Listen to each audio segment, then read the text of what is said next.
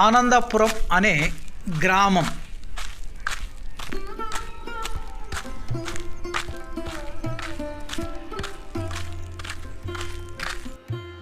ఆ గ్రామంలో జానకి రామయ్య అనే జమీందారు ఉండేవాడు. ఆయనకు 3 కొడుకులు. కొడుకుల తర్వాత ఒక కుమార్తె కలిగింది జమీందారుకు. అతనుకు వయసు పైపడడం వల్ల కుమార్తెకు పెళ్లి చేయాలని అనుకుంటాడు. కూతురు కోసం కొన్ని సంబంధాలు చూశాడు, కానీ అవేమి ఆయనకు నచ్చలేదు. ఒకనాడు ఆయన తన కొడుకుల్లో ఒకణ్ణి చెల్లి పెళ్లి బాధ్యతను తీసుకోగలవాడిని ఎన్నిక చెయ్యాలని ఆలోచించి ముందుగా పెద్ద కొడుకు శ్రీకాంత్ని తన దగ్గరకు పిలిపించి అతనితో ఇలా అంటాడు.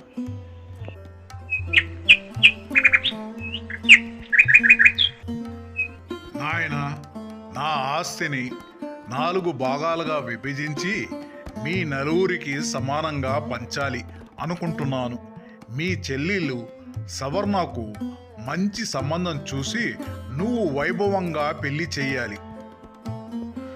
ఆ విధంగా అన్నాడు జమీందారు. అలాగే నానా, తప్పకుండా చెల్లెలు పెళ్ళి వైభవంగా చేస్తాను. కానీ ఆస్తిని 4 భాగాలు చేసే బదులు 3 భాగాలుగా విభజించండి.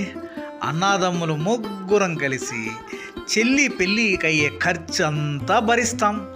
ఆ తర్వాత ఆమెను అత్తారింటికి పంపిస్తాం. దాని గురించి మీరు ఎందుకు నాయన బాధపడుతున్నారు?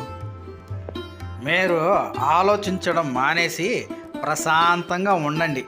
మేము 3 అన్నాదమ్ములను చూసుకుంటాం. అది కాదు నాయన, మీ చెల్లెలకు ఏ సంబంధాలు కుదరడం లేదు.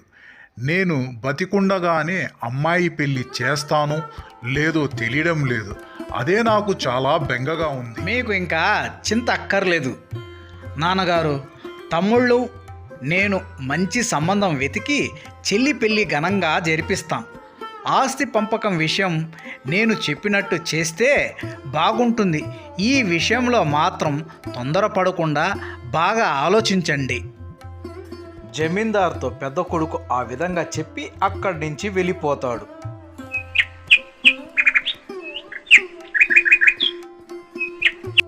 ఇక జమీందారు తన 2వ కొడుకుని పిలిపించి వాడితో మరలా ఇలా అంటాడు. చూడు నాయన, ఆస్తిని 4 భాగాలు చేస్తాను. ఇకపోతే మీ చెల్లెలకు ఏ సంబంధం కుదరడం లేదు. నాకు వయసైపోతుంది.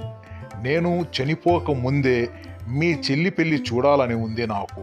నువ్వు ఏమంటావు చెప్పు. అలాగే నాన్నగారు, తప్పకుండా చుట్టుపక్కల ఎక్కడైనా మంచి సంబంధం చూసి చెల్లికి పెళ్లి జరిపిస్తాం. అయితే ఆస్తి విషయంలో మీరు అన్నట్టుగా కాక కొంత మార్పు చేస్తే బాగుంటుందని నా అభిప్రాయం. సరే, ఎలా చేస్తే బాగుంటుందో అది కూడా నువ్వే చెప్పు. 2వ కుమారుడు మాటలు విన్న జమీందారు ఆశ్చర్యపడిపోతాడు. నాన్నగారు, ఆస్తిని 6 భాగాలు చేస్తాం. ముందు చెల్లైతో పాటు 4 భాగాలు పంచుకుంటాం. తర్వాత 5వ భాగం చెల్లయి పెళ్ళికి ఖర్చు పెడతాం. ఇకపోతే 6వ భాగం నాన్నగారు, చెల్లి పెళ్లి చేయడంతో మన బాధ్యత తీరిపోదు కదా. ఆమెకు పెళ్ళయ్యాక పుట్టింటి మర్యాదల కోసం ఇంకా ప్రసూతి మొదలైన అవసరాల కోసం వస్తూ పోతూ ఉంటుంది. ఆస్తిలోనే వేరేగా ఉంచిన 6వ భాగం అలాంటి ఖర్చులకు ఉపయోగిస్తాం. జమీందారు 2వ కొడుకు చెప్పిన మాటలు విని ఆశ్చర్యపోయి ఆలోచనలో పడతాడు. ఆ తర్వాత అక్కడి నుంచి 2వ కుమారుడు వెళ్ళిపోతాడు.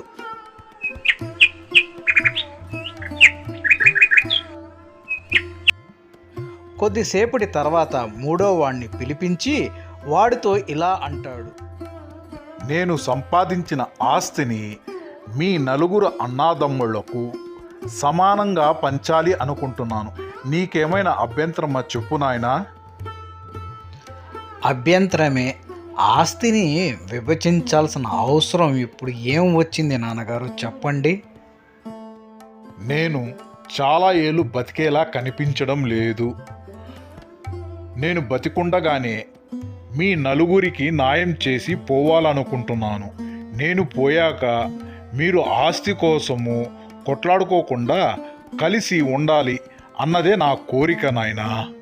మీరు అలా అనకండి. మీరు ఇంకా 10 ఏళ్ళు ఆరోగ్యంగా ఉంటారు. ఆ నమ్మకం నాకున్నది. మంచి సంబంధం చూసి ముందు చెల్లాయికి పెళ్లి చేయాలి. ఆ తర్వాతనే ఆస్తి పంపకాల విషయం గురించి ఆలోచిస్తే బాగుంటుంది నాన్నగారు. మూడోవాడు చెప్పిన మాటలకు జమీందారుకు చాలా ఆనందం కలిగింది. నువ్వు చెప్పింది చాలా బాగుంది, అలాగే చేయవచ్చు బాబు. అయినా ఆస్తి పంచడం వల్ల ఆటంకం ఏం కలుగుతుంది?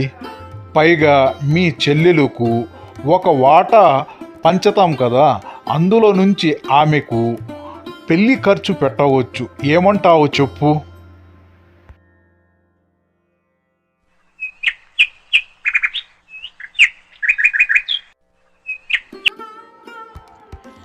అదేంటి నాన్నగారు, ఆడపిల్ల బాధ్యత మా ముగ్గురి అన్నాదమ్ములది కదా.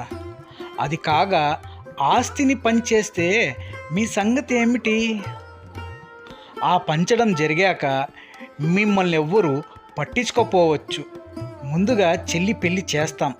అంతవరకు మీరు ఆస్తిని పంచే విషయం పూర్తిగా మర్చిపోండి నాన్నగారు.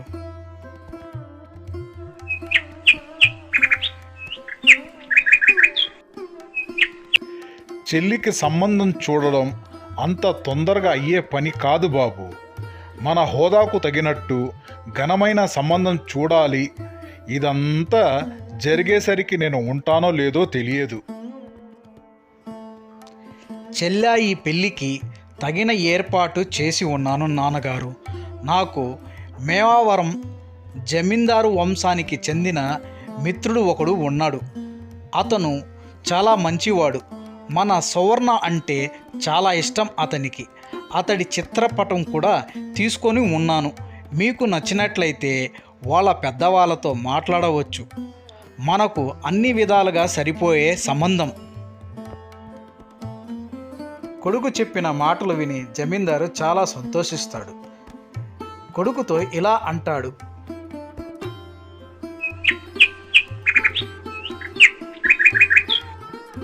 నాయన, నేను కష్టపడి పైసా కూడపెట్టి ఆస్తిని సంపాదించాను. అంతేకాక మీ నలుగురు నా రక్తం పంచుకుని పుట్టినోళ్ళు. నేను ఎప్పుడు మగబిడ్డను ఒక రకంగా, ఆడబిడ్డని ఒక రకంగా చూడలేదు, పెంచలేదు. నలుగురిని సమానంగా పెంచాను.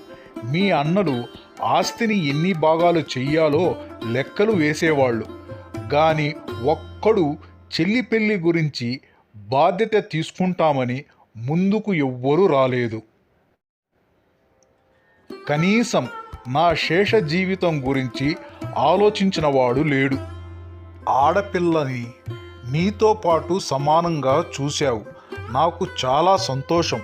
నువ్వు చెప్పిన సంబంధం అన్ని విధాలుగా బాగుంటుందనిపిస్తుంది.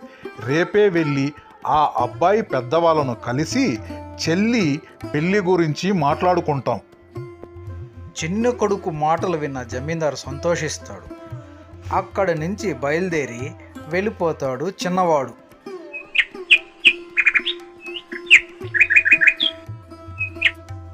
చిన్నన్నయ్య, నాన్న నాకు అన్ని విషయాలు చెప్పాడు. నిజంగానే చెప్పాలంటే చాలా కుటుంబాల్లో ఆడపిల్లలంటే చిన్న చూపే చూస్తున్నారు. తల్లిదండ్రులు మగపిల్లలను మాత్రమే చదువు నేర్పించడం, ఆస్తులు ఇవ్వడం, సమాజం కూడా వాళ్ళనే పెద్ద చూపు చూస్తున్నది. ఆడపిల్లలను చిన్న చూపు చూస్తున్నది. ఇందులో నీ తప్పేమీ లేదు. కానీ తల్లిదండ్రులకు వయసు అయిపోయిన తర్వాత కొడుకు కోడలు ఇంట్లోంచి తరిమేస్తున్నారు. అనాథలై రోడ్డు మీద పడుతున్నారు. ఆ సంగతి మర్చిపోతున్నారు తల్లిదండ్రులు. అన్నయ్య, నువ్వు చూసిన సంబంధాన్ని నేను చేసుకుంటానన్నయ్యా.